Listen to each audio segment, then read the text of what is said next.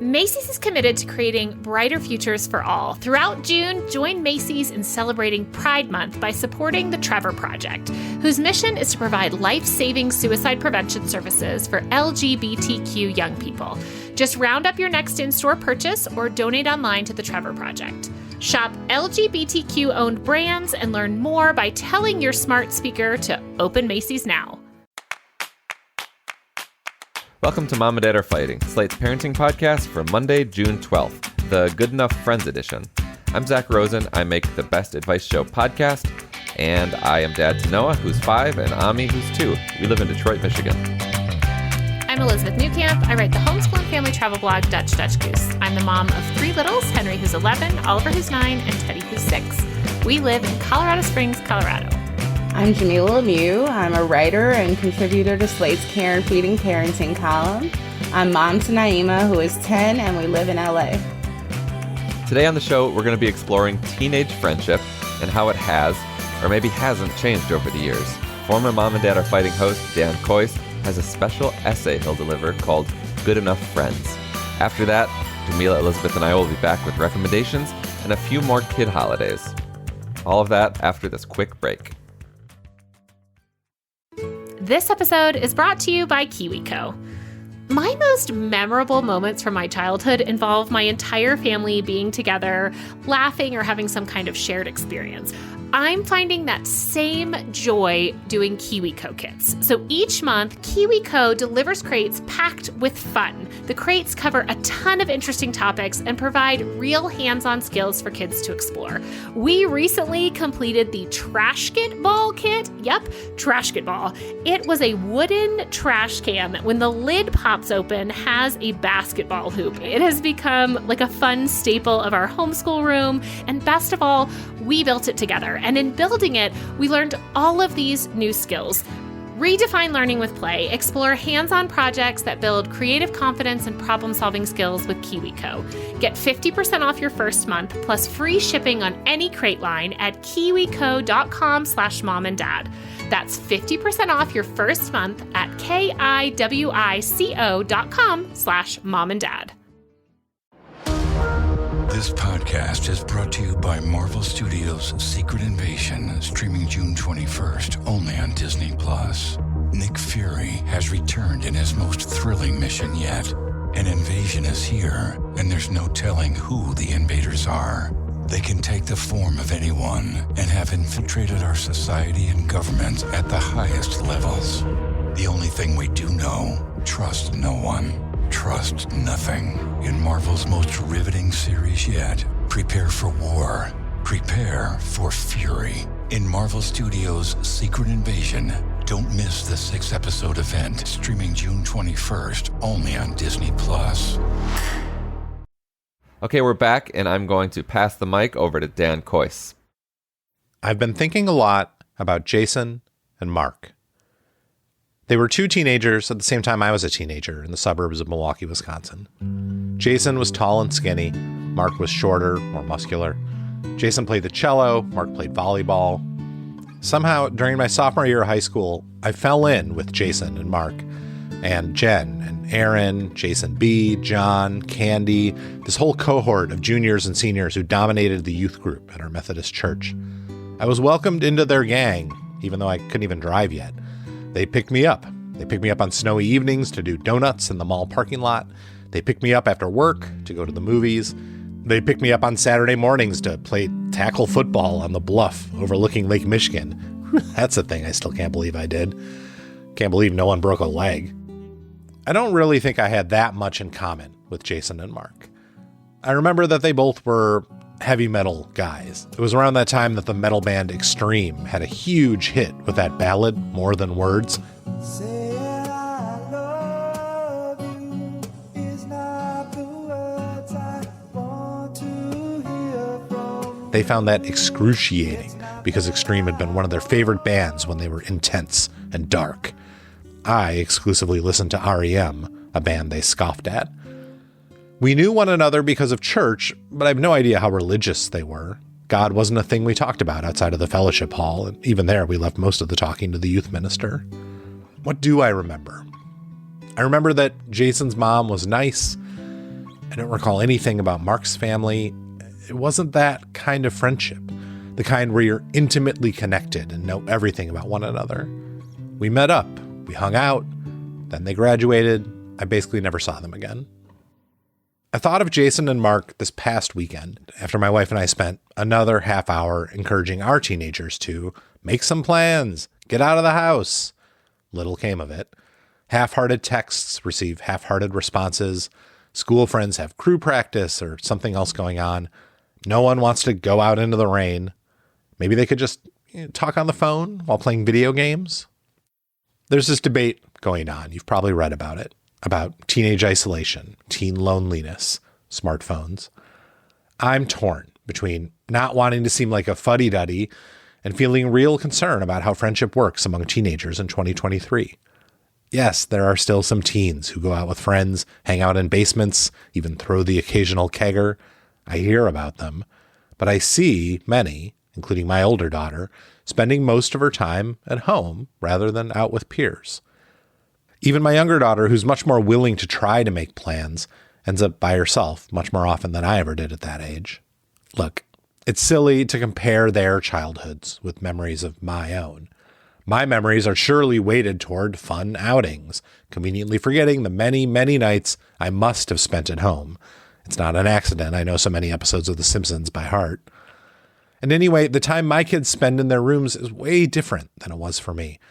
I think of that time as wasted, but of course it is, in fact, social. It's just social in a way that doesn't make natural sense to me.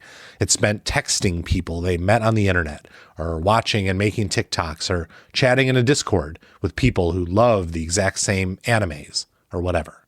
I'm forever talking to parent friends about all of this. It's our main topic of conversation. And when we do, I'm often the one making this optimistic counter-argument. When we were growing up, we were stuck with whatever kids were in our high school, whether we had anything in common with them or not. These days, the entire world of teenagers is open to you. My 18-year-old, for example, has a direct line to people who understand her experience and love the same things that she does. Could she pluck from the haystack of her high school the needle of a friend who analyzes Madoka Magica, rages about politics, and listens to Carly Rae Jepsen on loop? Maybe. More likely, no such needle exists. But you can find people just like that online. What a gift. And yet, the crisis in teen mental health deepens. Teens spend less and less time hanging out. A recent survey determined that 50% of teens met up with friends almost every day in the 90s. That's down to 25% today. And we parents, we try to figure it out. It's gotta have something to do with smartphones, right? Is it the pressures of social media? Or maybe the problem is that society doesn't offer enough third spaces, places where kids can be out of the house, but not hassled by authorities or salespeople. Or that every kid's calendar is packed with SAT tutoring and crew practice. Oh my God, it is wild how much time the crew team spends practicing. Really, aren't they just rowing? Is it the pandemic? Is it climate anxiety? Grade stress? Economic panic? A car-centric world? Almost certainly, the problem is a combination of all these things in different measures for every kid. That's what most parents I know say when we discuss it, which is all the time. But mostly it's the phones, we add.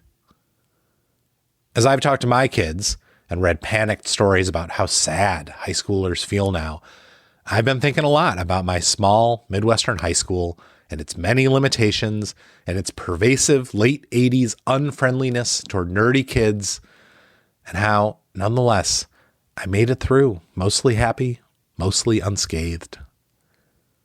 When I say I don't remember that much about Jason or Mark, I'm not trying to be rude. I'd be shocked if Jason and Mark recall more about me than I do about them. We were casual friends. In the era of landlines and first-generation Macintoshes, we still found ways to spend enormous amounts of time together. I remember them now as good enough friends. My high school life was filled with such people. Rob and Tom, the other funny guys I did theater with, Lynn and Jenny, who I befriended at camp even though they lived across the city, Mark down the block, who would show up at my front door on nice days with his tennis racket. Sometimes we got jobs at the same places, or visited one another at custard stands or swimming pools or the grocery store. We floated into and out of one another's lives over the 4 years of high school, depending on who had a boyfriend, who was going away for the summer, who had a car, whose parents had grounded them.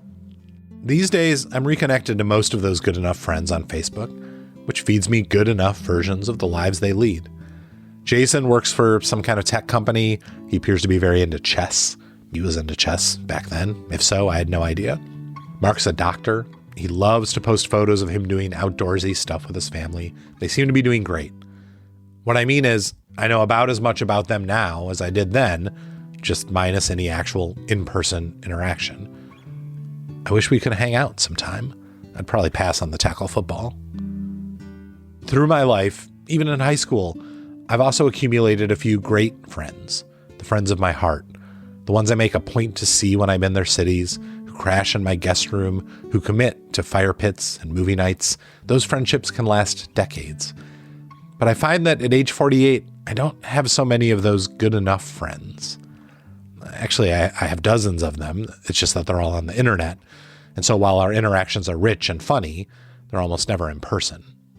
The internet is where I think a lot of my teenagers' friends live too, whether they're school friends who don't get together in person or Discord friends who live in Italy or Minnesota or God knows where. And some of them really do seem to be the friends of their hearts, people they profess deep secrets to, people who share their worldview. And I don't want to discount those friendships, which are fun, nurturing, meaningful, everything you'd want a close relationship to be in this atomized age. Yet it's striking to me how teenagers avoid navigating the awkwardness of real-world connection. The New York Times surveyed kids recently about this. I remember one kid said, "When I'm online, I can mute myself and they can't really see me. I can't just mute myself in real life." I never had that. Maybe having online friendships of the heart would have changed my high school experience. But I wonder if it would have changed for the better. I couldn't mute myself with those good enough friends. They really saw me. I had to learn to deal with them and their extreme fandom. They had to learn to deal with me, my fussiness, my nerdiness. That was the bargain we made, to have people to hang out with. I wonder what version of childhood offers more happiness. The one spent with perfect friends whom you never see, or the one spent with good enough friends who, as I was, are up for whatever. Again, that was Dan Coyce and his essay, which was originally published on Slate's website. It's called Good Enough Friends, and we'll link to it in the show notes. Well, that was lovely. What did you two think of that? I definitely can relate. I've cycled through a lot of good enough friends throughout my life. People who, we bonded, we had our time together, but we weren't necessarily joined in a lifelong friendship. And I think of them fondly and the time that we spent.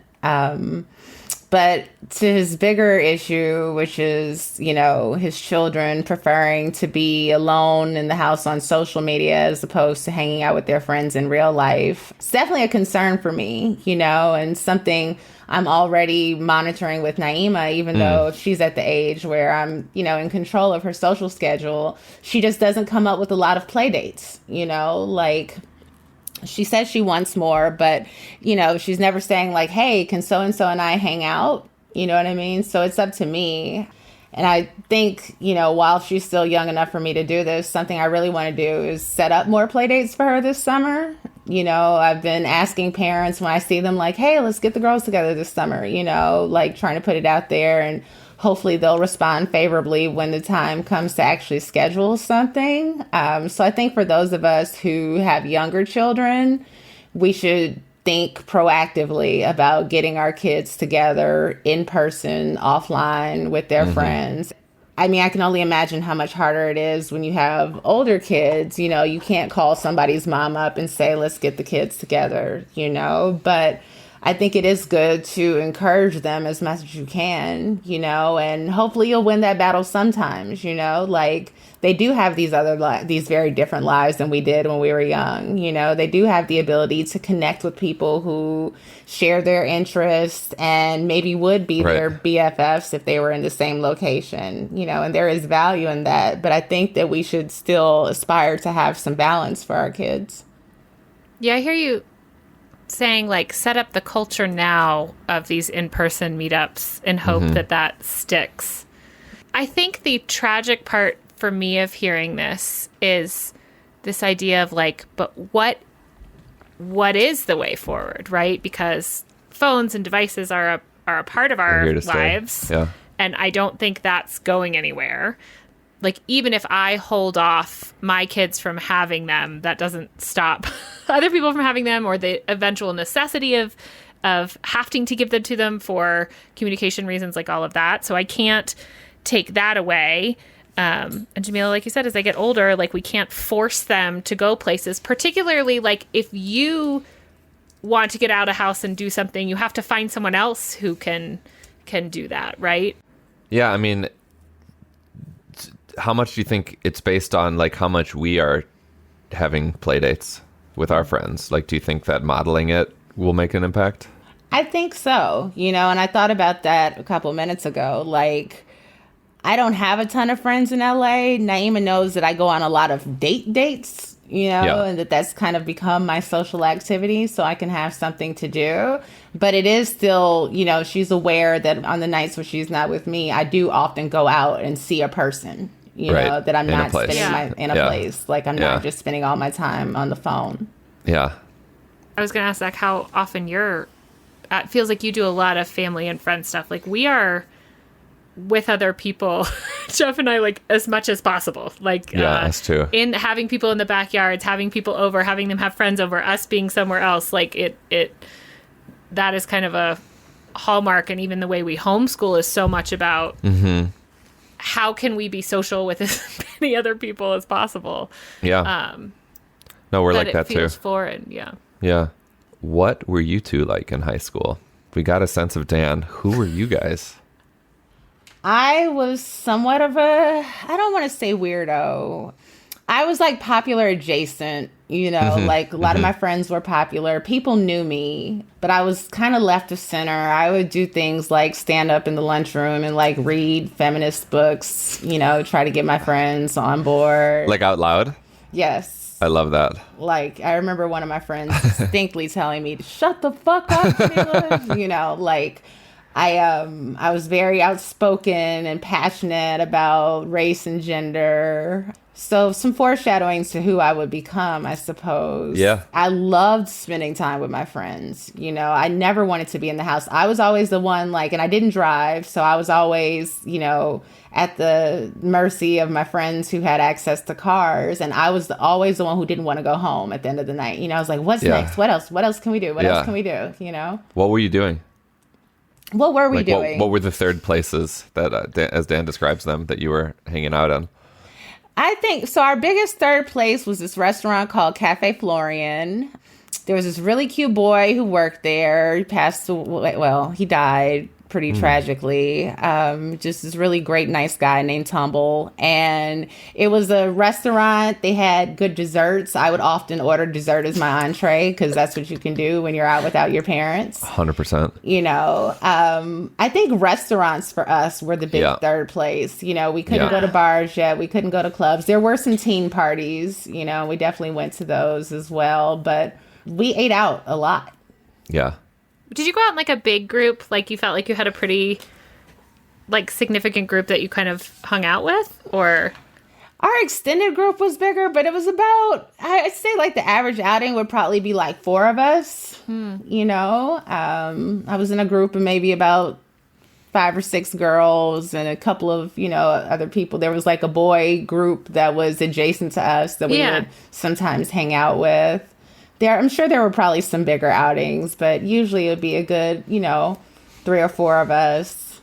Yeah, I went to a smaller high school, but I feel like I was pretty much fundamentally the same person. Like I had a group. I was with my friends all the time. I was lucky that my house was a lot of times the house we were hanging out at, but we also had, a couple other homes that we would go to and sort of this same group of people. We spent a lot of time at, this will surprise no one, school events.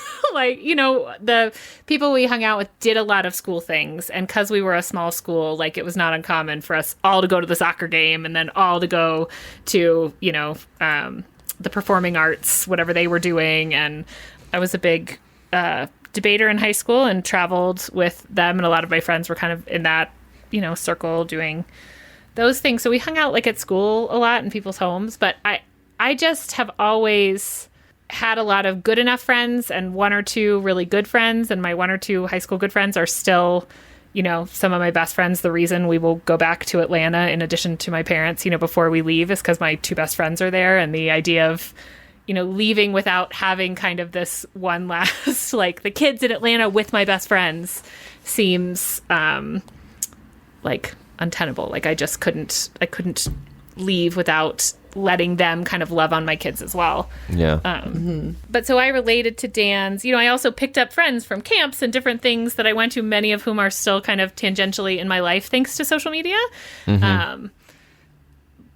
But I think one of the things that, and this is true of both Jeff and I think Jeff has really been the one to bring it out of me, is that people refer to us as like sticky. If we like met you and we're passing through, Jamila's like, yeah, I had to meet her at the public library. We're likely to be like, please meet up with us. Yeah. Zach, what about you? What was your high school friendships like? Well, I've talked about this group of guy friends who I've had since kindergarten. We were still very close in high school and remain close today. So that was my primary group. But then I had like a crew from camp that I spent a lot of time with. I was on the tennis team. I spent a lot of time with them.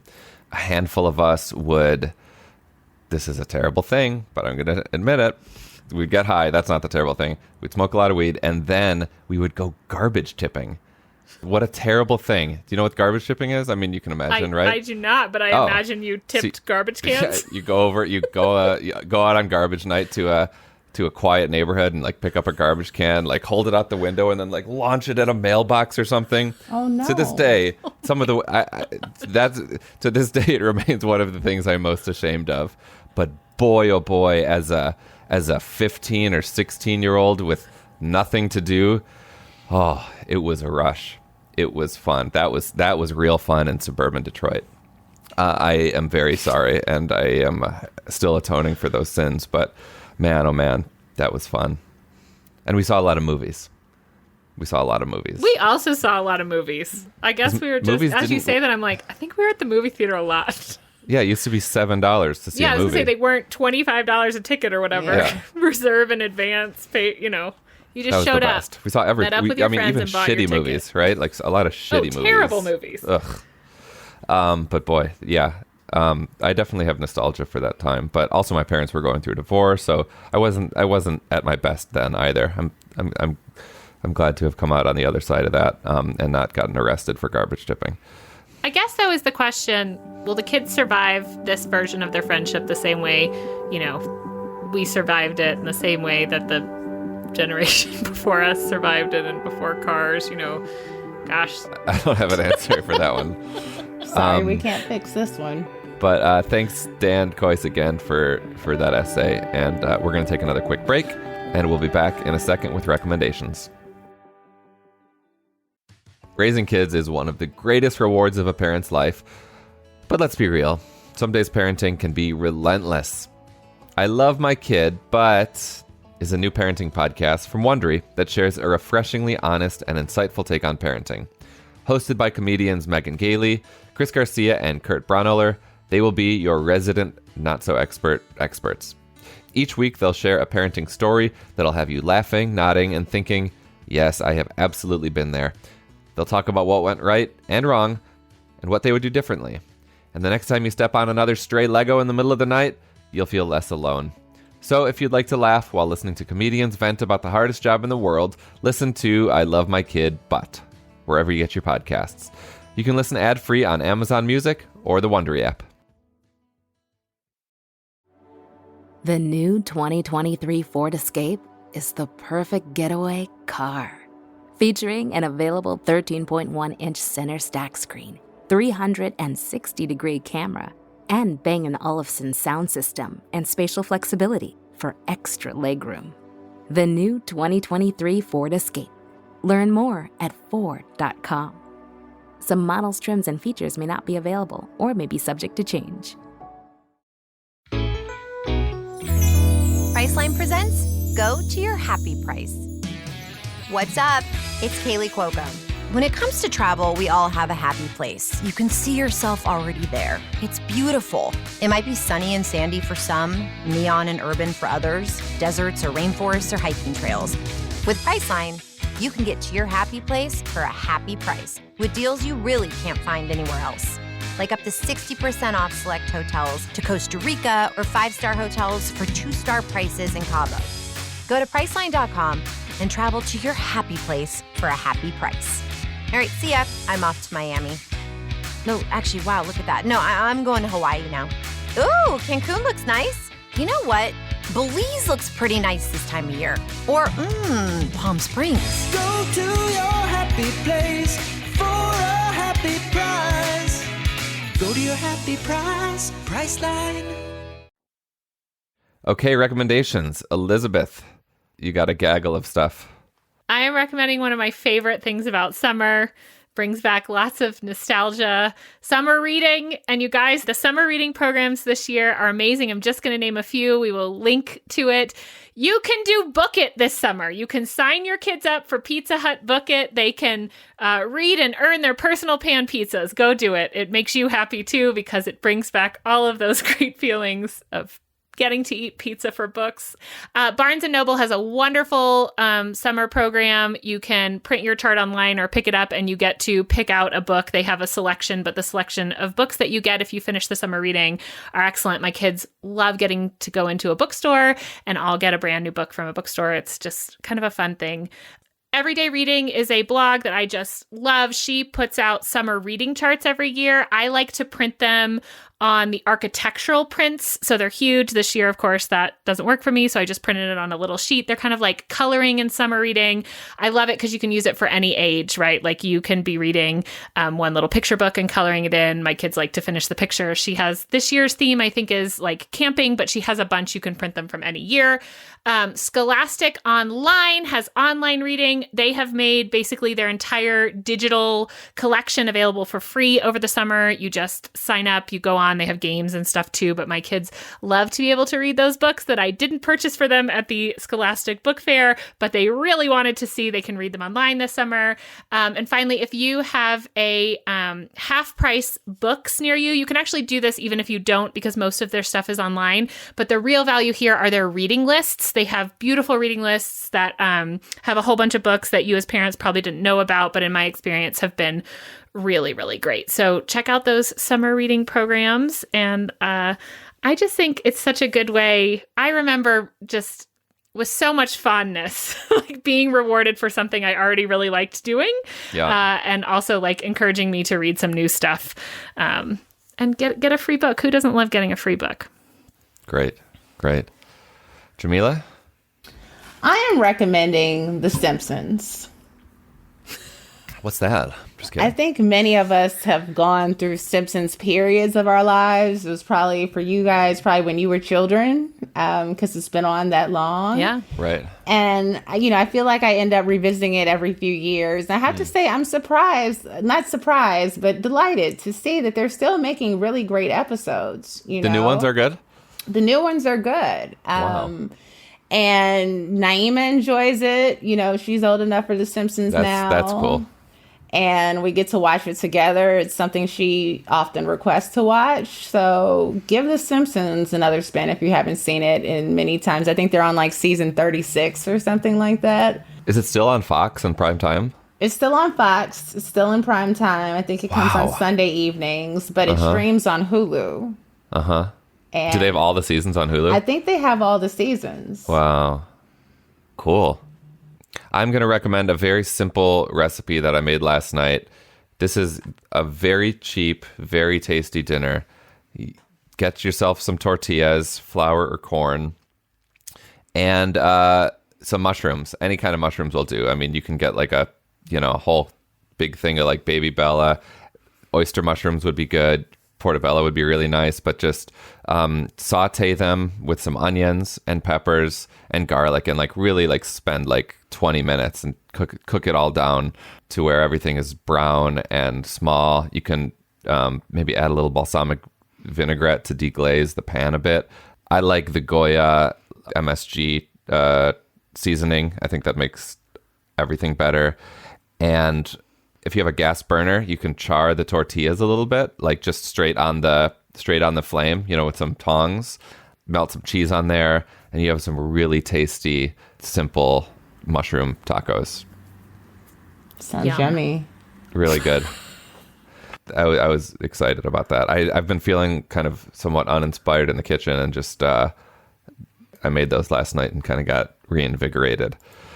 And we're going to link to a similar recipe from New York Times called Crispy Mushroom Tacos. That they basically get the gist of it there. But I mean, theirs are a little bit nicer. They add some avocado and cilantro, which I would recommend if you have on hand, but you don't necessarily need them. Finally, a week or so ago, I talked about Noah's new holiday. She invented one. We celebrated it for the first time this spring. It's called Silly Baby, where you spend extra time with family, and there's an annual theme, and this year's was lasagna. We got a letter from a listener who celebrates 2 special kid holidays. Dear Mom and Dad, my family celebrates 2 made-up holidays. Thankoween, a combination of Halloween and Thanksgiving. We're Canadian, so the 2 holidays are closer together than the States. We carve pumpkins and sometimes eat spooky food. It made it a lot easier to schedule between siblings and spouses since we weren't so locked into having a holiday on the designated day. And then Dragon Seek. All right, so this is the big one. Several years ago, one of my nieces, at 4 or 5, decided that she would no longer participate in holiday events that involved lying to kids. Her 2 targets, Santa and the Easter Bunny. Santa was surprisingly easy to give up, but the Easter Bunny? Bunnies don't lay eggs. Bunnies don't deliver chocolate. As a secular family, losing the bunny part of Easter made it a challenge to figure out how to make the day special. Grandma and Grandpa, both retired teachers, came up with a clever solution. We can all agree that dragons are pretend. Dragons lay eggs. Dragons have treasure. Dragons give out quests. Now, instead of an Easter egg hunt, we do a Dragon Seek quest. Riddles are hidden in plastic eggs, and the kids have to solve puzzles to get the treasure. The kids and adults acknowledge that it's all pretend, which helps eliminate the lying to kids problem. Like Thankoween, Dragon Seek occurs around Easter but isn't locked onto a particular day. Not needing to celebrate on the day has been so healthy for us as a family. It really helps remove a lot of pressure. My husband is Jewish, and Easter can be a bit complicated. I'm very excited to be able to celebrate a springtime tradition with our little one that's without the religious pressure of Easter. Glad to hear about the new Silly Baby holiday, and hoping it adds to ours. Love the show. Yeah, I love that idea of, because a lot of people they're working on Christmas or, they're out of town on New Year's. I like the idea of taking control back and saying, you know what? No, we are going to celebrate this holiday on this day, or in this case, yeah, this was a very practical. Hybridize a I like this new holiday for practical reasons. Mm-hmm. Thankoween and Dragon Seek, very clever, very fun. Good on ya. Thanks for sharing. Zach, when is Silly Baby so I can mark it in my calendar? We are calling it the Sunday before Mother's Day. Okay. But like this listener, you should feel free to make it whenever you want, whatever is easiest for your family. And that's it for our show. Please subscribe, leave us a rating or review at Apple and Spotify, and tell your friends. This episode of Mom and Dad Are Fighting is produced by Rosemary Belson and Maura Currie. Shasha Leonard is the voice of our listeners. Alicia Montgomery is VP of Slate Audio. For Dan Coyce, Jamilah Lemieux, and Elizabeth Newcamp, I'm Zach Rosen. Thank you for listening.